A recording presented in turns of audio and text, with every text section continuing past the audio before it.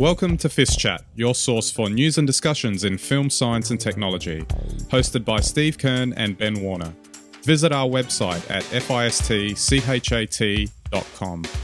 Hello everyone and welcome to FiST Chat, the vodcast where we discuss all things related to film science and technology. My name is Ben Warner and I'm joined once again by my good friend and colleague Steve Kern. How are we today, Steve? I'm good, thanks, Ben. Hi, FiST Chat fans. It's good to be here, and I'm looking forward to talking about some sci-fi films, I think. Yeah, absolutely. It's our annual best sci-fi films or whatever of 2014 that we usually get to.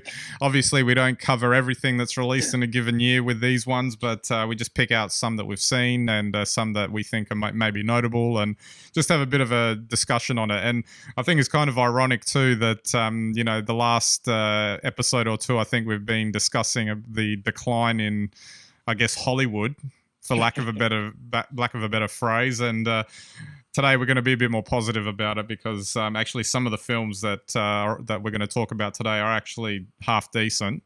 And even though a lot of them are franchises, they've done a fairly good job. So, all right, we'll start with Godzilla, which, that's the one of the oldest franchises that are around. And, it's been, Americans have tried to do it once before in 98, and it was a fairly dismal affair, that film. Yeah. But I have to say the new one was pretty cool. And the reason why, I think, is because it felt very much like those original Godzilla films, just obviously with the Hollywood treatment, with the CG monster instead of the guy in the rubber suit. But I just wanted to say on that, there was one really good shot, the first full body shot of Godzilla. And, as they're panning up, that how he's got his hands and they got them to move him around kind of like the way the guy in the suit used to. And it was it's a nice little touch considering they didn't have to do that. But it was a lot of things like that kind of made the film just the kind of fun that you would expect from that kind of B-grade monster movie type thing that Godzilla's famous for. So a bit of homage there to the original films, and was it a little bit of that sort of humor in it as well, or actually for the most part it was quite a lot more serious than you would expect, but it can't help but be fun when Godzilla shows up, to put his stamp on the town, so to speak, and kick some monster ass in that's trying to wreak havoc in the city. And there was a lot of all of the cliches came up, but it was all done in exactly the right way, so that you went along with it as opposed to laughing at it, which is what the 98 film actually did quite badly. But that's always the thing, isn't it? Like in the right context, it's fine. Yeah, exactly. It's all about delivery, and Godzilla is a well-known, well-loved franchise, and with those sorts of things, like whether it be like Star Wars or Star Trek or any of these other big franchises, if you do it right, then you'll get the audience loving it, but you don't want to do it wrong because then you'll get the wrath of the audience onto you. Yeah, absolutely. And all right, we'll move on now and have to obviously throw a comic book film in here, X-Men Days of Future Past. And I think this one, out of all the X-Men films, actually qualifies quite well in the sci-fi arena because apart from the genetic mutation aspect that's part of all the X-Men films, they actually had a very strong time travel element to it. And having read some of the political backstory to do with how the X-Men films are made, the third film was actually where director Bryan Singer he left the franchise and they torpedoed it. If you actually go and watch this new film, they managed to completely erase everything that happened in that third film and return the state of the franchise back to exactly where it was before, thanks to time travel. And it was almost like Bryan Singer telling him, yeah, we're going to forget about all that crap. We're going to put it back to the way I want it. Just like when the whole season of Dallas was just a dream. Yeah. Yep, that's right. Didn't Lost end that way as well? Yeah, that's right. Yeah. But at least they use time travel as the excuse this time to sort of eradicate all the deaths and whatever else that occurred in the previous films. Well, fair enough then. Fair enough. After all, we got a franchise to continue. After all, Yeah, exactly. but And some of our favourite characters to bring back. yeah, that's right. But it was quite a decent film and well put together, considering it was a massive ensemble cast. It's quite. I don't know about you, Steve, but with ensemble films, it's quite difficult to make sure that all of the characters get a decent decent Yeah. coverage in the film, and so that they're all done justice. And they did a pretty good job with that. Well, that's good. I've not seen it yet, but you're almost tempting me because the third one that was not so good. Absolutely. All right, let's go into real stronger sci-fi now with Edge of Tomorrow, and I mentioned this a couple of weeks back, I Yep. think, and yeah, this one was actually really good. It was surprising because the previews kind of suggested the sort of like the alien invasion version of Groundhog Day, and with Tom Cruise doing his usual sci-fi bent in it, but what was surprising about this film is actually it had a really witty script. So there's a lot of actual humor in it that wasn't evident in the trailer.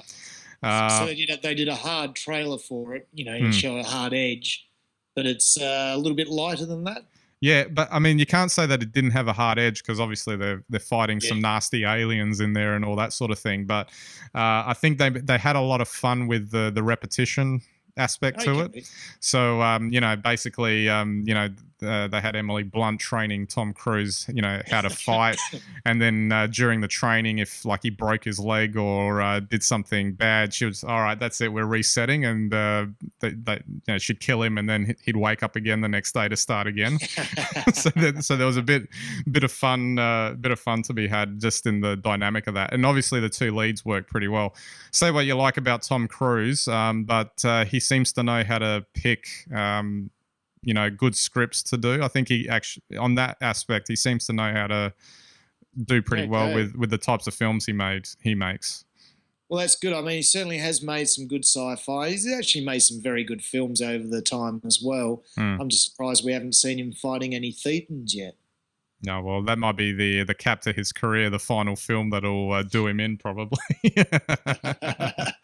Might be jumping the couch shark. Yeah, well, he already did the couch, didn't he? Alrighty, and I only saw this film on Friday night, Dawn of the Planet of the Apes, which is as good as everyone is saying and has been reviewed. And again, for all of my complaining and whinging about the state of the Hollywood film industry, Dawn of the Planet of the Apes is exactly the type of film that I've been talking about that just doesn't exist anymore. These ones pop up once every 2 or 3 years where you've got the spectacle, you've got the action scenes, you've got the special effects, but you've also got real quality storytelling and character, a character-driven kind of plot in there.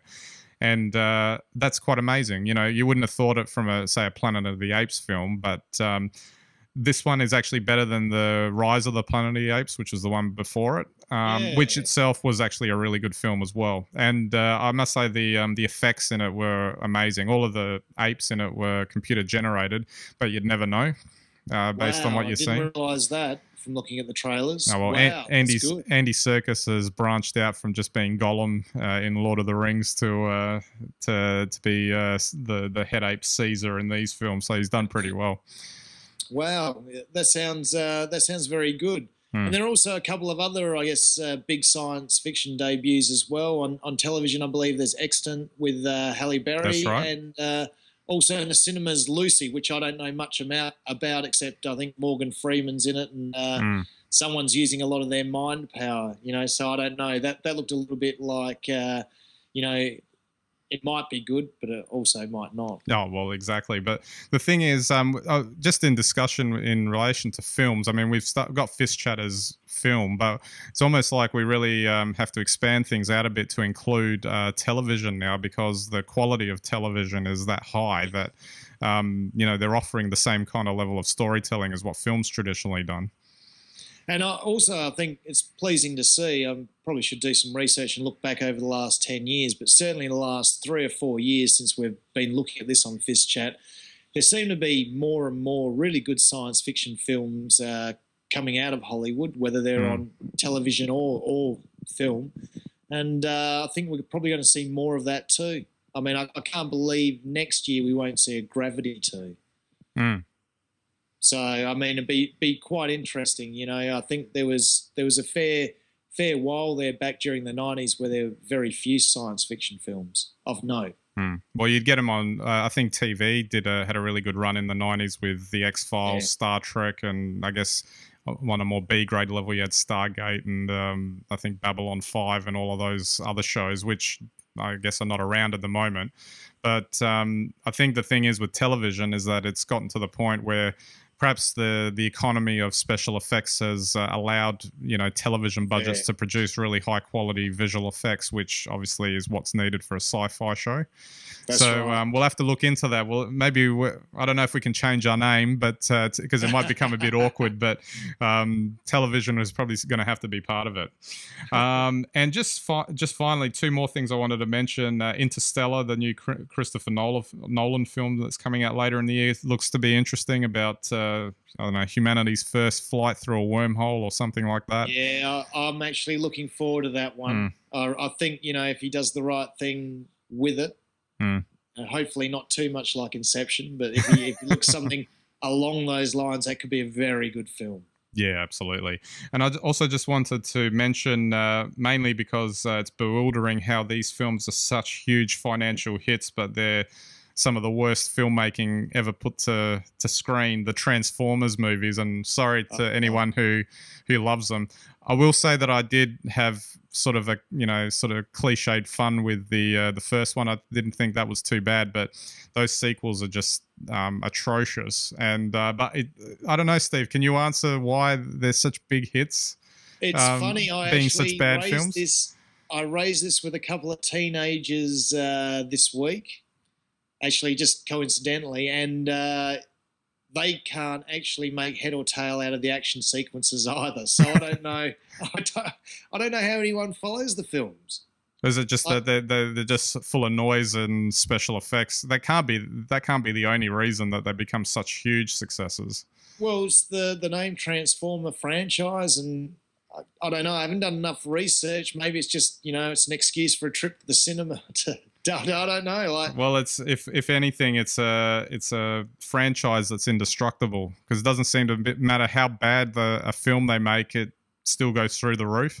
I think the thing is the characters are actually very powerful, and the symbolism in Transformers is actually very powerful. But to watch the films, that's difficult. Obviously, there's a lot of people that don't find it difficult. That's the interesting thing about it. Or just happy to put up with it. Yeah, absolutely. All right, we might wrap up our movies there. Obviously, there's a lot more that we could discuss, but time's running away from us. But yeah, send us through any of your films that you think might be interesting to watch in the sci-fi arena. I'm sure there's plenty around. And as we go into our first news bite, our film one from darkhorizons.com, we have to mention Star Wars at this point. Kevin Smith talks Star Wars Episode 7 set visit. And what I found interesting in this story, even though he signed a non-disclosure agreement, of course, he said that what they were shooting was tactile. In his words, it wasn't a series of effing green and blue screens in which later on digital characters would be added. It was there. It was happening. He saw uniforms, artillery. They were shooting an actual scene on a set that was real. He walked across a set. There were actual explosions, and it looked like a shot right out of an effing Star Wars movie, presumably the original Star Wars movies. So maybe they're onto something. Maybe they are trying to recapture that original spirit that, unfortunately George Lucas had a bit of trouble with the prequels. I was going to say, Ben, this does beg the question: if this, with the transfer of the Star Wars franchise to fresh hands and fresh ideas, what if these prequels are better than the last set of prequels? Well, that's the question. Is George going to be happy about that? Oh, but when he gets interviewed about it, I'm sure he'll be all over the moon about it. But it's got to hurt, doesn't it? Oh yes, I think so. But I mean, to be fair, I mean he did pioneer that digital, I did. and to show that digital was possible. And now I think that probably they've gone back the other way, and then they still Kevin Smith might say it's tactile, it's real, it looks just like the real thing, but they're still going to run a layer of digital effects over the top of that. So yeah, otherwise it couldn't be real either. But it's interesting, isn't it? It's maybe it's just a new way of making Hollywood films. Well, just because a new technology comes along doesn't mean that they have to use it every time. And so many people from the past have said that the reason why the original Star Wars films were so good was because they used the models and they used everything real, and it actually looked real as a consequence. And maybe there's just something in that. The old school type of special effects and filmmaking still has a place.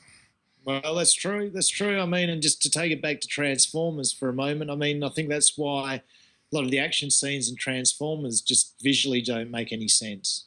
Just the way they're constructed, But this sounds like they've got it right.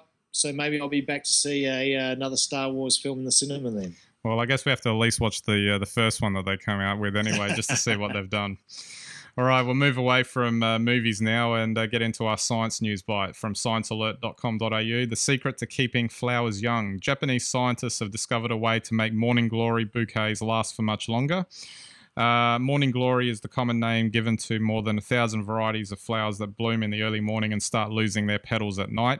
But when the scientists modified a newly discovered gene, the lifespan of the flowers almost doubled. So that mean they'll be able to charge double for the flowers because they last longer?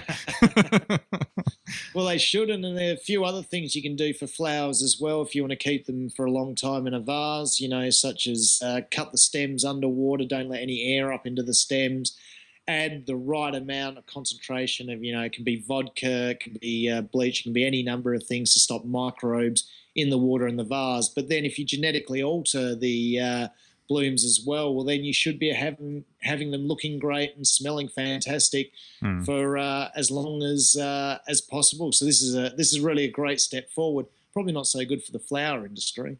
No. Quite less fresh flowers, but apart from that, I think it's fantastic. Yeah, absolutely. And finally, our tech news bite from the Sydney Morning Herald. Can your face reveal how long you'll live? New technology may provide the answer. Imagine that an insurance underwriter comes to your house and along with noting your weight and blood pressure snaps a photo of your face, and that those wrinkles, mottled spots and saggy parts when fed into a computer could estimate how long you will live. Facial recognition technology, long used to search for criminals and to guess how a missing child might look like as an adult, may soon become personal. A group of scientists is working on a system that would analyze an individual's prospects based on how his or her face has aged. That's interesting use of the technology, but it's a bit out there though for this sort of thing. Well, I do find this really interesting as to why they would be doing this. So if they had your DNA, they would get a better picture. So what I'm thinking is because there has been outcry in the last few years about people, insurance companies not being allowed to, take your DNA for insurance purposes, what would be the next best thing is probably taking a photo of you and working out how long you're going to live.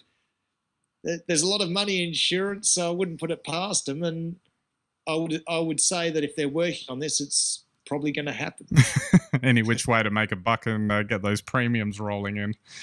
Well, that's right. I mean, I guess it'd be a bit like the original Predator. Have to put mud masks on and all sorts of things like that, so their photos can't work out how long you're going to be around for. You have to answer the door, mud mask and cucumbers over the eyelids. Yeah, that's right.